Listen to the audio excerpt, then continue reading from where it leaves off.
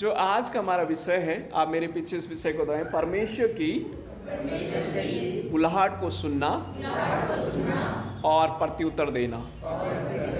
परमेश्वर की बुलाहट को सुनना और प्रत्युत्तर देना।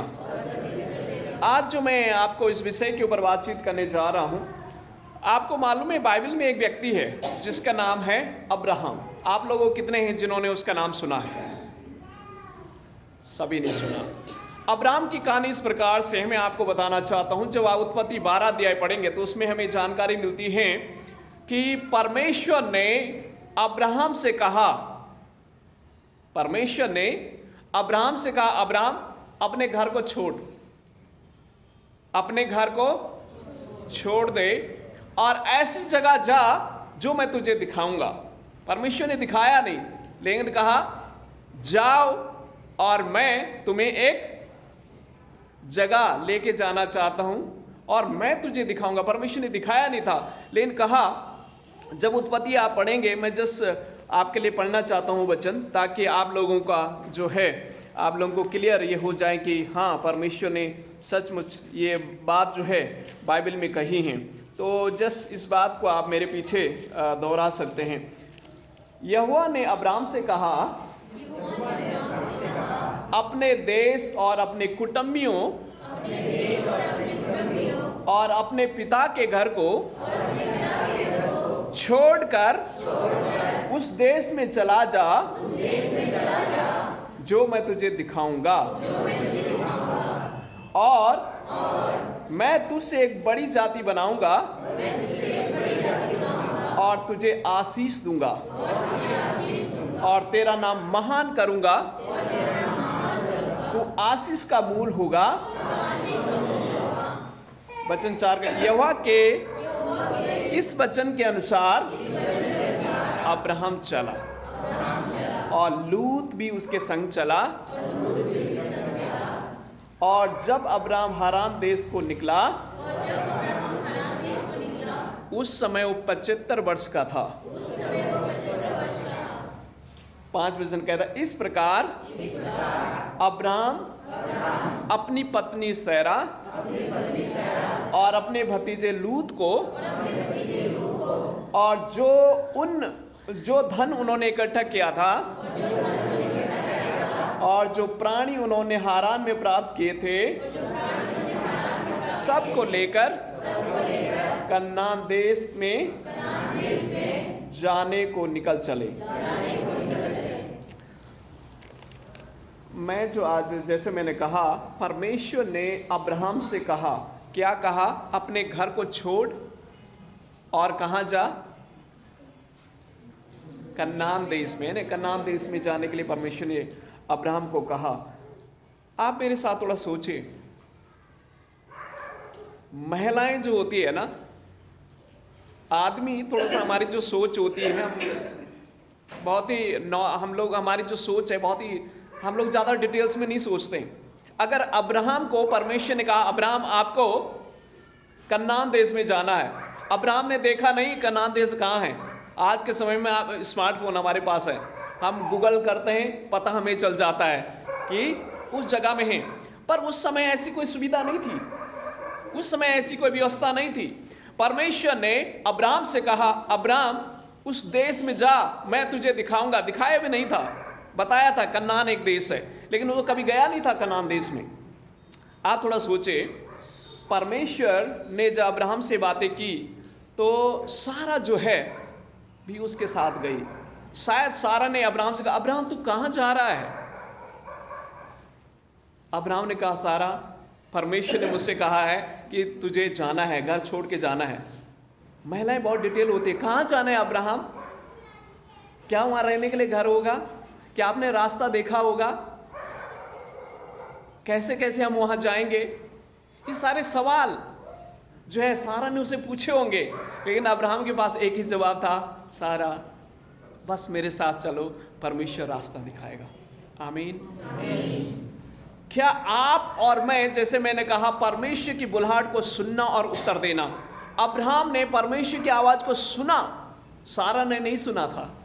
ध्यान देना इस बात को। अब्राहम ने परमेश्वर की आवाज को सुना था, सारा ने नहीं सुना था। शायद सारा ने अब्राहम से कहा, अब्राहम तूने किसकी आवाज सुना? कैसी थी वो आवाज?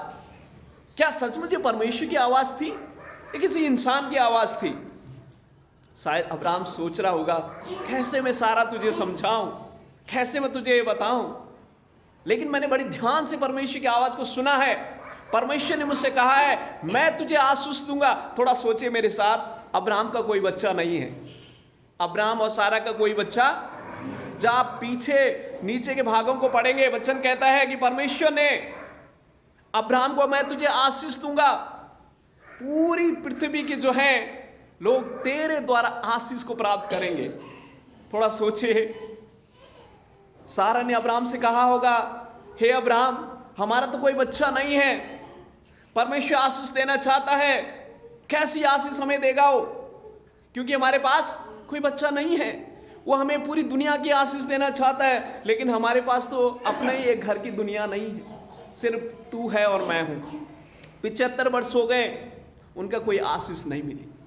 लेकिन अब्राहम ने परमेश्वर की आवाज को क्या सुना था? बड़े ध्यान से सुना था। परमेश्वर ने कहा था, अब्राहम मैं तुझे आशीष दूंगा। अब्राहम ने बड़े ध्यान से सुना और चल पड़ा उस रास्ते में, जो रास्ता परमेश्वर ने उसे बताया था। दिखाया नहीं था, एकदम बताया था, मैं तुझे आशीष, उस जगह तुझे जाना है। अब्राहम को कई बार बड़ा मुश्किल का सामना करना पड़ा होगा, सारा के सारे सवालों का जवाब देना बड़ा मुश्किल पड़ा होगा, क्योंकि सारा उसे हमेशा पूछती होगी, घर छोड़ के जा रहे हैं, मायके को छोड़ के जा रहे हैं, कहां जाएंगे, कहां रहेंगे, क्या खाएंगे, मेरी सहेली कौन होगी, मेरी मदद कौन करेगी, कैसे वो परमेश्वर आशीष देना चाहता है, क्योंकि मेरे पास खुद के बच्चे नहीं हैं, कैसे? ये सवाल सारा के होंगे। लेकिन परमेश्वर ने जब अब्राहम से कहा, अब्राहम विश्वास के साथ क्या हो गया? चल दिया। आमीन। आपके मन में बहुत सारे सवाल होंगे, आपकी बहुत सारी जरूरतें होंगी, सारा के समान। शायद आपकी स्थिति नहीं है, सारा का तो बच्चा नहीं था, उसकी स्थिति ऐसी थी। शायद आपके पास बच्चे हैं, आपका अपना घर है, आपके पास सब कुछ है, लेकिन परमेश्वर आज भी कह रहा है, बड़ी ध्यान से मेरी बातों को सुनो, मेरी बातों को बड़ी ध्यान से सुनो। वचन 4 कहता है कि हे मेरी प्रजा के लोगों, मेरी बात को ध्यान लगा करके सुनो। क्या आज आप हमें परमेश्वर की आवाज को सुन रहे हैं? आज हमारे कान जो बड़े भारी हो चुके हैं, क्यों भारी हो चुके हैं? संसार की बातों को सुनते सुनते, संसार के शोर और शराब को सुनते हुए हमारे कान भारी हो चुके हैं। हमें परमेश्वर की आवाज सुनाई नहीं देती है। क्यों नहीं सुनाई देती परमेश्वर की आवाज? चारों तरफ शोर है। क्या आप और मैं परमेश्वर की बात को बड़े ध्यान से सुन रहे हैं? परमेश्वर का वही कहता है, वचन 1 कहता है, हे धर्म पर चलने वालों, हे यहोवा के ढूंढने वालों, कान लगा करके मेरी सुनो, और जिस चट्टान से तुम खोदे गए हो और जिस खदान से तुम निकाले गए हो, उस पर ध्यान करो। अपने मूल पुरुष अब्राहम और अपनी माता सारा पर ध्यान करो। जब वो अकेला था तब ही से मैंने उसको बुलाया और आशीष दी और बढ़ाया। आमीन। मालूम है, परमेश्वर जो आशीष देता है, वो आशीष जो है वो कभी अधूरी नहीं रहती है। जब अब्राहम 75 का वर्ष था, 75 वर्ष का था, 75 ईयर्स, उस समय परमेश्वर ने उसे बुलाया। और मालूम है परमेश्वर ने कब अब्राहम को आशीष दी? जब वो 100 साल का हुआ, यानी 25 साल बाद परमेश्वर ने अब्राहम को आशीष दी। परमेश्वर आपको भी आशीष देना चाहता है, लेकिन उसका समय जो है वो आप और मेरे जैसा नहीं है। हम 12 घंटे में बंधे होते हैं, 12 महीनों में बंधे होते हैं। हमारा एक सीमा है, समय की एक सीमा है, 24 घंटा हमारे लिए है। परमेश्वर की कोई सीमा नहीं है। आमीन। उनके समय का कोई सीमा नहीं है। पल भर में कर देते हैं और कई बार कई समय भी लग जाता है, लेकिन वो समय आपके लिए हो सकता है ज़्यादा, वो समय मेरे लिए हो सकता है, लेकिन परमेश्वर के लिए वो क्या है? पल भर का एक समय है। परमेश्वर ने अब्राहम को क्या दी? आशीष दी। परमेश्वर ने सारा को आशीष दी। बाइबल कहती है जब उसका मासिक धर्म, महिलाएं इस बात को भली भांति समझ पाएंगी, जब उनका एक मंथली जो मासिक धर्म होता है वो बहना बंद हो गया, यानी अब जो है सारा माँ भी नहीं बन सकती है, माँ बनने की क्षमता खत्म हो गई है। परमेश्वर ने उसे तब माँ बनाया। आमीन। अगर वो क्षमता सारा में रहती, सारा अब्राहम कहते ये तो नॉर्मली हुआ, परमेश्वर ने थोड़ा ही दिया। जब ये क्षमता खत्म हो गई, परमेश्वर ने सारो अब्राहम को आशीष दी। यानी जब आपकी सोच, जब आपकी समझ, जब आपका आपके पैसा, आपका शरीर आपकी मदद करना छोड़ देता है, परमेश्वर उस समय काम करता है। आमीन। क्या आपका भरोसा, मेरा भरोसा ऐसा अब्राहम के समान है? अब्राहम के समान अपना विश्वास को बनाए रखें। समय लगेगा, कई बार समय लगता है, आपको वो लगता है कि समय लगेगा, आपके लिए वो समय हो सकता है, परमेश्वर के लिए वो पल भर का समय है। इंतजार करें, विश्वास रखें। किसके समान? अब्राहम के समान विश्वास रखें। लेकिन परमेश्वर की बात को क्या करें? बड़ी ध्यान से सुने। परमेश्वर की आवाज को ध्यान से सुनना बहुत जरूरी है।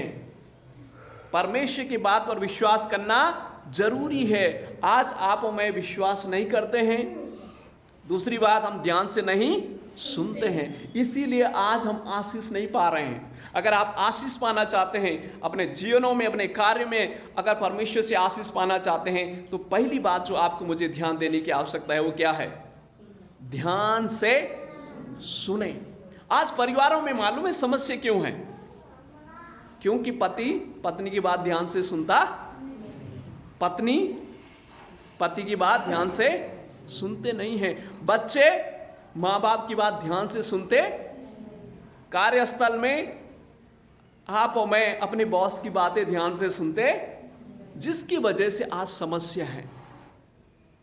परमेश्वर से कहे, हे प्रभु मेरे मन को, मेरे मस्तिष्क को, मेरे ध्यान को परमेश्वर खोल दे ताकि मैं समझ सकूं।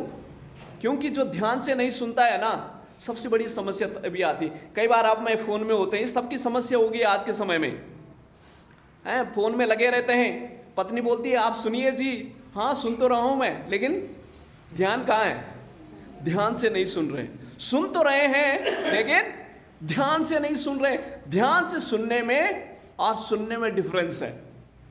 शोरगुल हम समझ सकते हैं, सुन सकते हैं, लेकिन उस शोरगुल में क्या हो रहा है हमें नहीं पता चलेगा। लेकिन अगर आप ध्यान से सुनेंगे तो आपको आवाज आएगी कि पड़ोस में कुछ लड़ाई हो रही है। ध्यान से सुनना बहुत जरूरी है।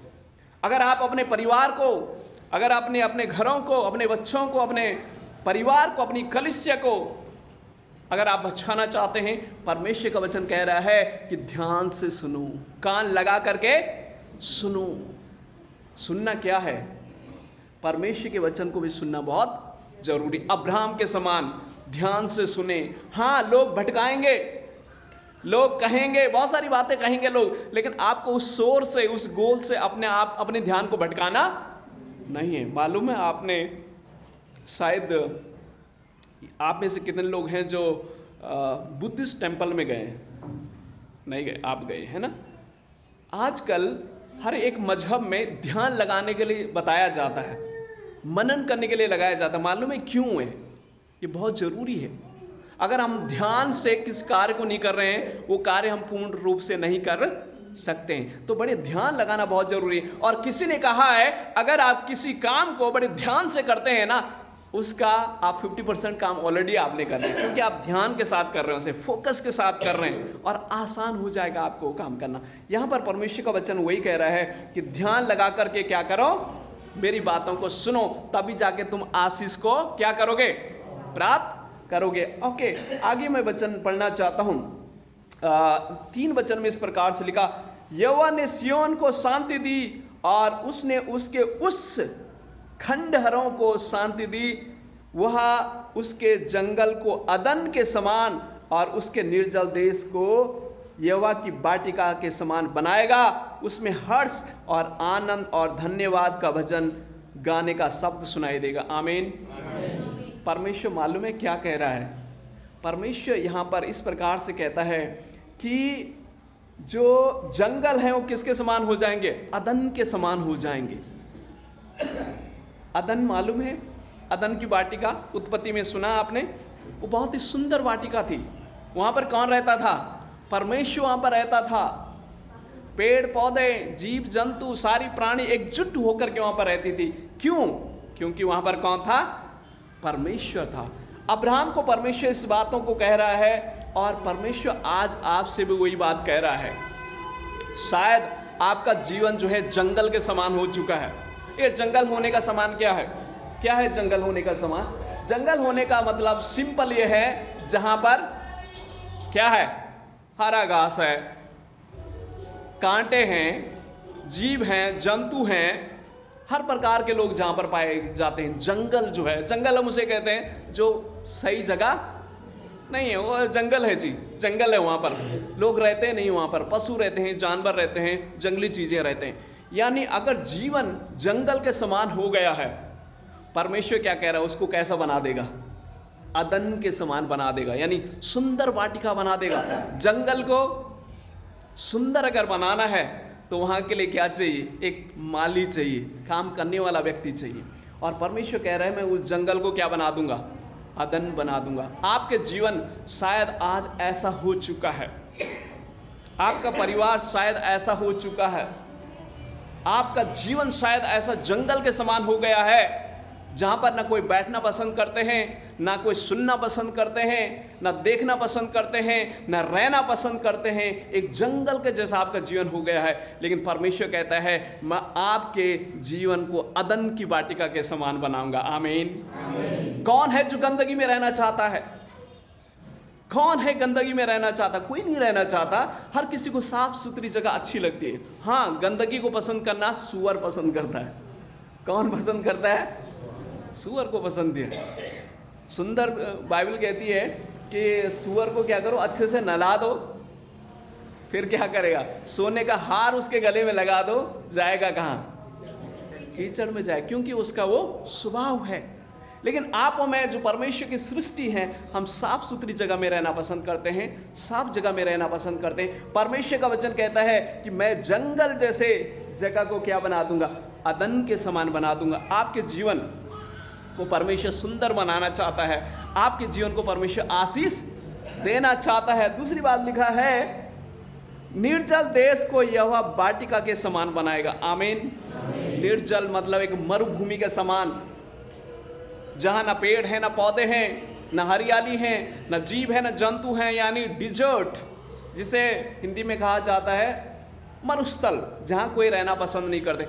ऐसी जगह को परमेश्वर क्या बनाना चाहता है? वाटिका बनाना चाहता है। आमीन। वाटिका मतलब वहाँ पर सुंदर पेड़, सुंदर फल, सब चीज़ें बहुत सुंदर सुंदर होगी। परमेश्वर आपके जीवन को क्या बनाना चाहता है? सुंदर बनाना चाहता है। क्या आप ध्यान से उसकी बात को सुनेंगे? उसके वचन को ध्यान से सुनेंगे, उसका पालन करेंगे? हाँ, अभी हम लोग कह रहे हैं हाँ, लेकिन जब घर जाते हैं वही करते हैं जो हम पहले से। जीवन में कोई बदलाव नहीं है, जीवन में कोई बदलाव नहीं है। अगर जंगल को आपको सुंदर बनाना है तो झाड़ियों को काटना पड़ेगा, जंगली चीज़ों को फेंकना पड़ेगा, उसकी खुदाई करनी पड़ेगी, उसमें बीज डालने पड़ेंगे, अच्छे फूल लगाने पड़ेंगे, अच्छे बाड़ बनाना पड़ेगा, तब जाके वो वाटिका बनेगी। आपके जीवन में क्या है? वो जो जंगलीपन है उसको उठा के फेंकना पड़ेगा। आपके जीवन में जो गंदी चीज़ें हैं, शराब एक गंदी चीज़ है, झूठ बोलना एक गंदी चीज़ है, गाली देना एक गंदी चीज़ है, चुगली करना एक गंदी चीज़ है, दूसरों की बुराई करना गंदी चीज़ है। ये आपके जीवन में अगर एक गंदी गंदी चीज़ें हैं, इनको क्या करना है? फेंकना है। और परमेश्वर से कहना है, हे प्रभु मेरी मदद और सहायता करें, मेरे जीवन को क्या बना? फलवंत बना, मेरे जीवन वाटिका के समान बना, मेरे जीवन को सुंदर बना, ताकि लोग मेरे पास आएँ, मुझे सुने, मैं दूसरों को सुनाऊं, अच्छी बातें, वचन की बातें सुनाऊं, और खुद आशीषित हों और दूसरे को भी आशीषित करूं। तो पहली बात जो मैं आज आपको सिखाना चाहता हूं, इन सन बातों से मेरे पीछे इस बात को कहें, परमेश्वर का अपने लोगों के लिए अनंतकालीन उद्धार। मालूम है, परमेश्वर आपको एक अनंत काल का जीवन देना चाहता है। अनंत काल के लिए परमेश्वर आपको बचाना चाहता है, थोड़ी देर के लिए नहीं, पल भर के लिए नहीं। परमेश्वर आपको क्या करना चाहता है? अनंत जीवन के लिए क्या करना चाहता है? बचाना चाहता हूँ। बाइबल में एक घटना है, एक व्यक्ति जो 4 लोग उसे लेके आते हैं, वो पैरालाइज था। 4 दोस्त उसे पकड़ करके कहाँ लाते हैं? यीशु मसीह के पास लाते हैं। वो प्रभु यीशु मसीह पहली बात मालूम है उसे क्या कहता है? तेरे पाप क्षमा हुए। वहाँ के लोग थे, अरे भाई ये कौन है जो पाप को क्षमा कर रहा है? प्रभु यीशु मसीह ने उन्हें कहा, ये कहना आसान है कि तेरे पाप क्षमा हुए, या ये कहना आसान अपनी खाट उठाओ चल फिर। लोग चुप हो गए। प्रभु यीशु मसीह ने उसको दूसरी बात कही, अपनी खाट उठा और चल फिर, और ये व्यक्ति क्या हो गया? चंगा हो गया। आमीन। जिस व्यक्ति को 4 लोगों ने पकड़ करके यीशु मसीह के चरणों में लेके आया, प्रभु ने एक शब्द कहा, अपनी खाट उठा और चल फिर। पहली बात कहा तेरे पाप क्षमा हुए, दूसरी बात कहा अपनी खाट उठाओ चल फिर, और व्यक्ति को क्या हो गया?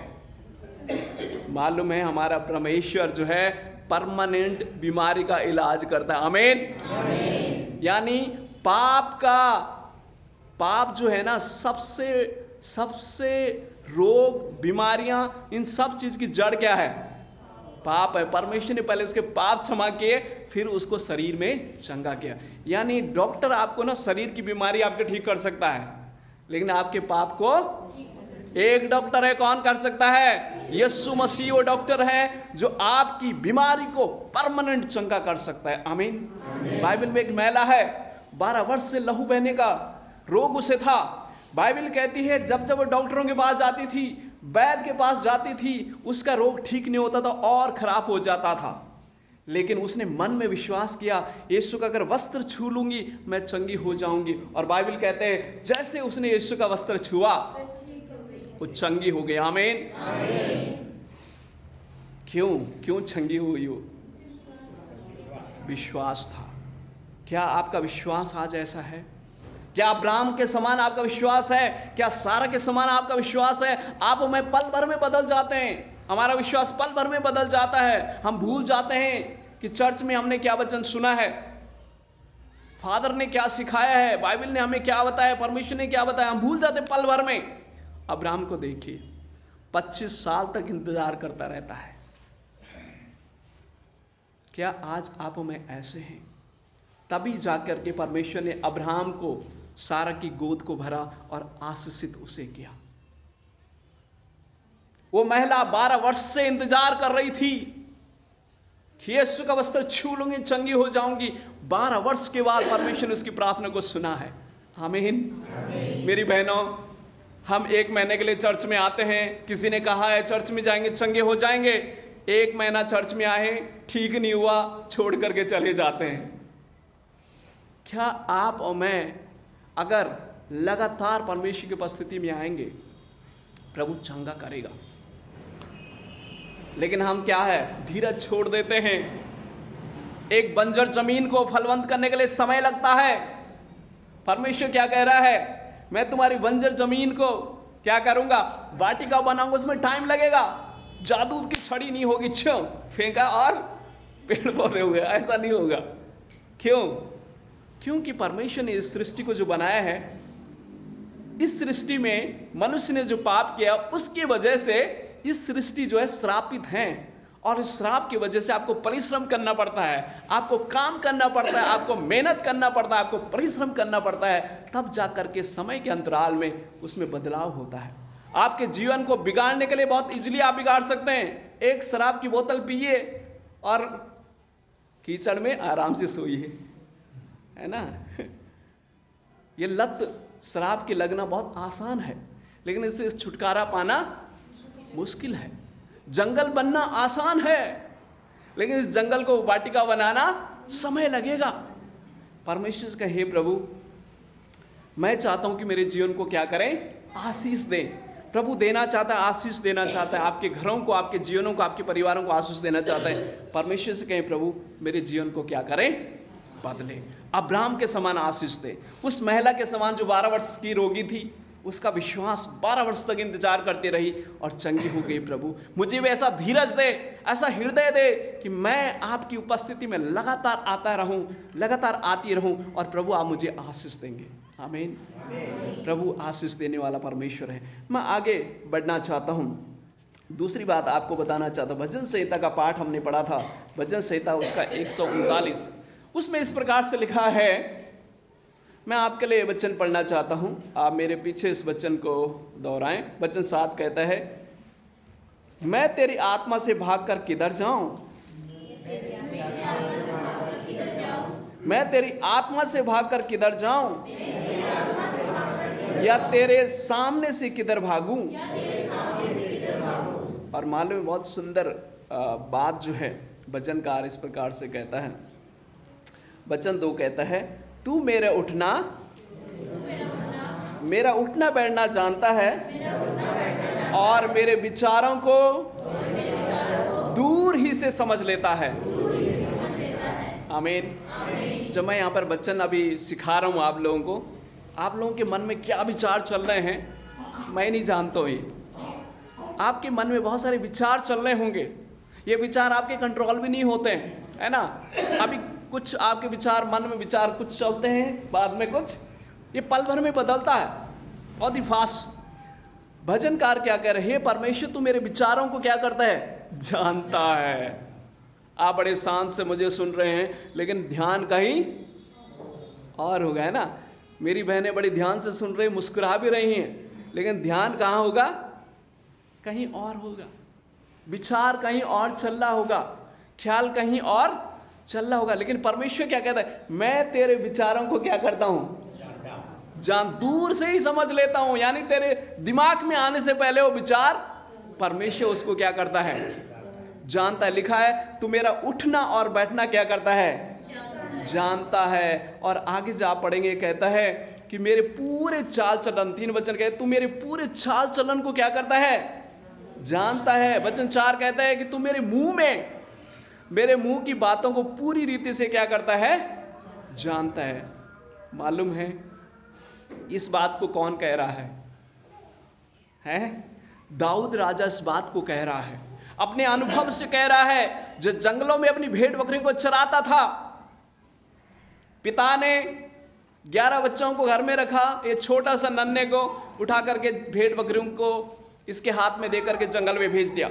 ये व्यक्ति जो है जंगल में भेड़ बकरियों को चराता था। और बाइबल कहती है जब जंगली जानवर वहां से आते थे, ये व्यक्ति मालूम है क्या करता था, भागता नहीं था, डरता नहीं था, उनका सामना करता था और शेर और भालू को फाड़ देता था और अपनी भेड़ और बकरियों को बचा लेता था। आमीन। क्या ऐसे साहस आपके अंदर है? क्या ऐसे स्ट्रॉन्ग आप हैं? अगर आपके पिता ने या आपके पति ने या आपकी पत्नी ने कुछ आपके मन की बातें नहीं की, और तो आप, अगर उन्होंने कुछ काम भी आपको दिया तो उसको सही मन से नहीं हम करते हैं, है ना, कह रहे बड़े गुस्से से हम लोग करते हैं। ये दाऊद भी सोच सकता था, मेरे पिता ने देखो स्कूल पढ़ाना था, मुझे राजमहल में रखना था, घर में रखना था, मैं छोटा हूँ, मुझे भेड़ बकरियों के साथ भेज दिया। क्यों ना मैं जंगली भालू को कह दूंगा, पापा जंगली शेर आया और भालू आया, लोमड़ी आई, उन्होंने सब खा लिया, मैं क्या करूं पिताजी, घर जा करके बता सकता था। लेकिन ऐसा नहीं, क्या किया, सामना किया। वो अपने अनुभव से कहता है, हे परमेश्वर, जब मैं भेड़ बकरी को ईमानदारी के साथ चराता था, उनका ख्याल रखता था, हे प्रभु तू जानता था, तू मेरे विचार को जानता था, मेरे उठने बैठने को जानता था। मालूम उठने बैठने की बात क्यों कर रहा, भेड़ बकरियों के साथ बैठना आसान नहीं है, भागना उनके पीछे पड़ता है, वो एक जगह नहीं बैठती है। दाऊद शायद रात को जागता होगा कि कहीं जंगली जानवर भेड़ों को खाने के लिए ना आ जाएं, बैठता होगा, उड़ता होगा, बस उसका ध्यान यही, मेरी भेड़ बकरी सुरक्षित तो हैं। और मालूम है इस भेड़ बकरी चराने वाले बालक को परमेश्वर ने क्या बनाया, राजा बनाया। आमीन। क्या आप अपने जीवन में आशीष पाना चाहते हैं? जो जंगल में भटकने वाला, क्या ये राजमहल की बातों को जानेगा?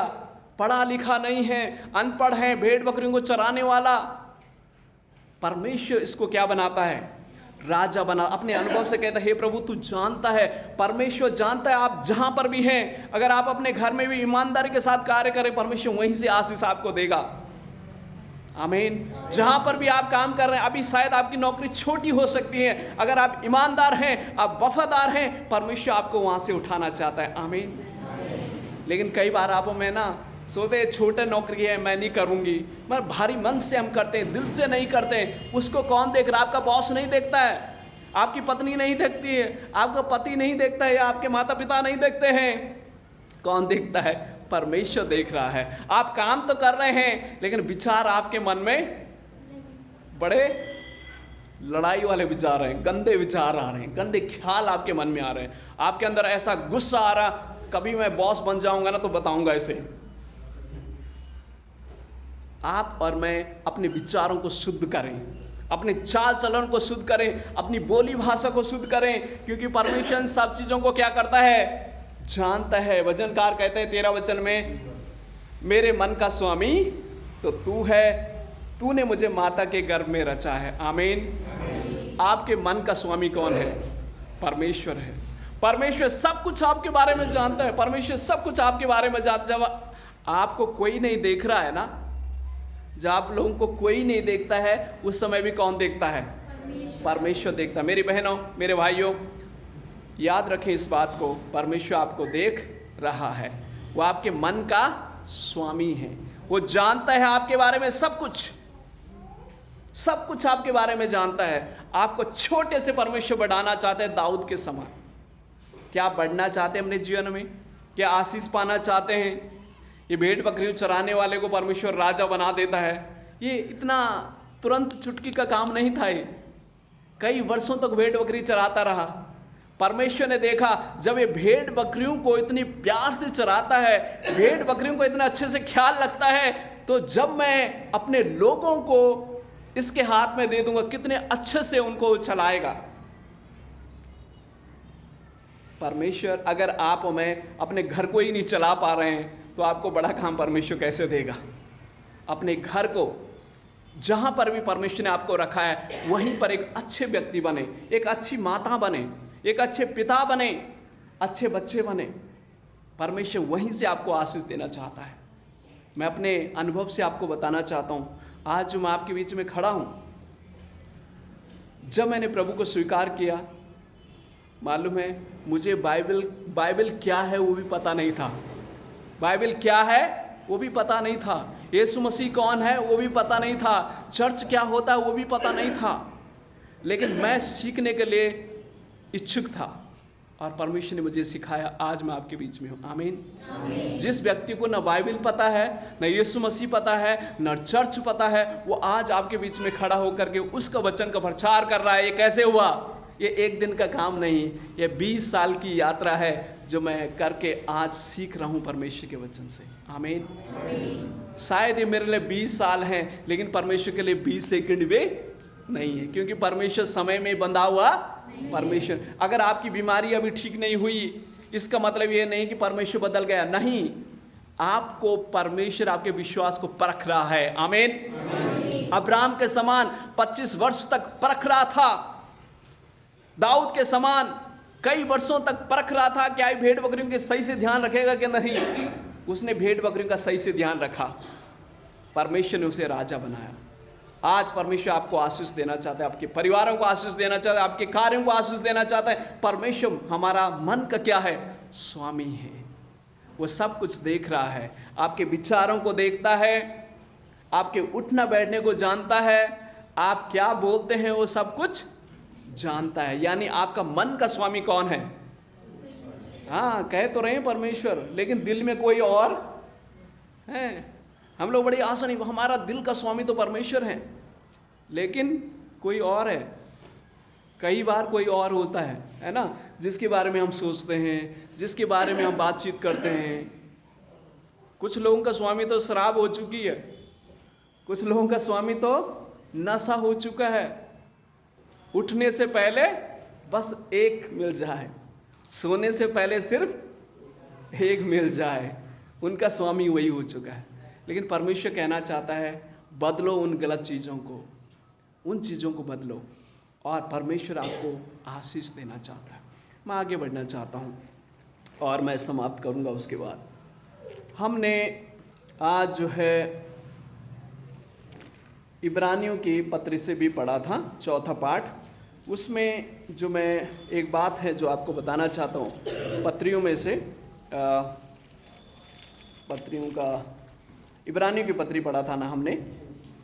ओके, इब्रानियों की पत्री 1 अध्याय भी पढ़ा हमने, 1 से 2, और 2 अध्याय 2 से लेकर 4 तक। मेरे पीछे इस वचन को दोहराएं। इस कारण चाहिए कि हम उन बातों पर जो हमने सुनी है और भी मन लगाएं। ऐसा ना हो कि बहक कर उनसे दूर चले जाएं।